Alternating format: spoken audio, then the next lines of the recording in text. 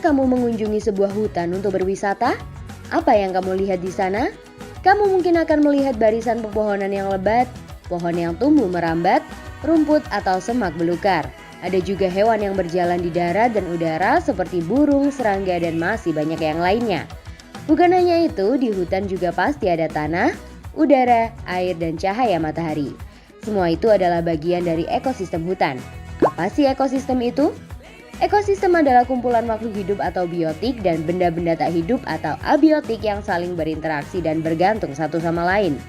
Komponen biotik adalah manusia, hewan, tumbuhan, dan berbagai mikroorganisme yang tidak terlihat. Sedangkan komponen abiotik adalah cahaya matahari, air, udara, bebatuan, dan tanah. Komponen biotik tersusun dari individu, populasi, dan komunitas. Individu adalah makhluk hidup tunggal, misalnya seekor ikan. Populasi adalah kumpulan individu yang sejenis, misalnya populasi ikan. Komunitas adalah kumpulan populasi yang hidup di suatu tempat, misalnya dalam suatu kolam terdapat populasi ikan, populasi teratai, dan populasi ganggang.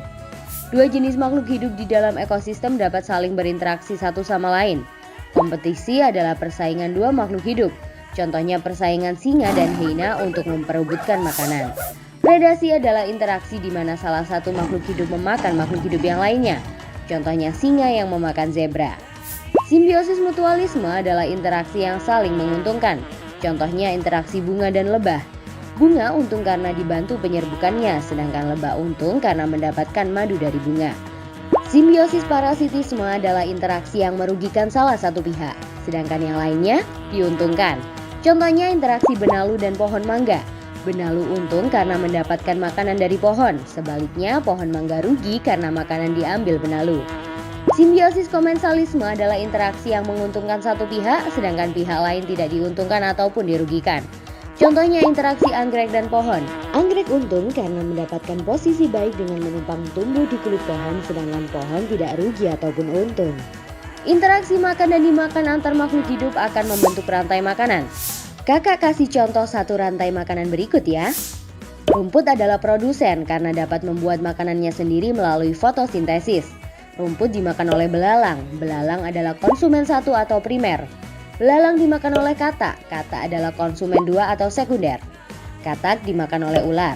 Ular adalah konsumen tiga atau tersier. Ular dimakan oleh elang. Elang adalah konsumen puncak karena tidak dimakan lagi oleh hewan lain. Terakhir, sisa tumbuhan dan hewan yang mati akan diuraikan oleh pengurai atau dekomposer seperti bakteri, cacing, atau jamur. Konsumen pada rantai makanan adalah hewan herbivora, karnivora, atau omnivora.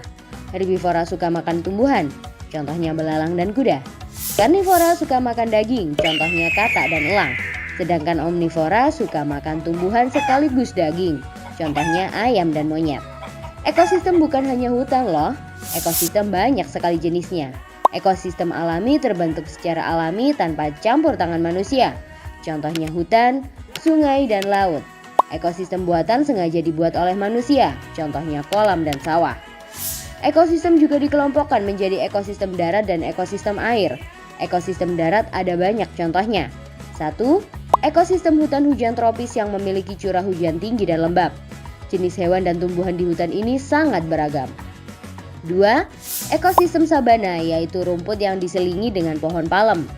3. Ekosistem padang rumput, yaitu area rumput yang luas dan diselingi dengan semak. 4. Ekosistem gurun atau padang pasir yang kering dan panas.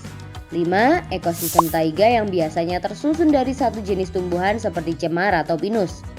6. Ekosistem tundra yang dingin dan hanya bisa ditumbuhi oleh lumut.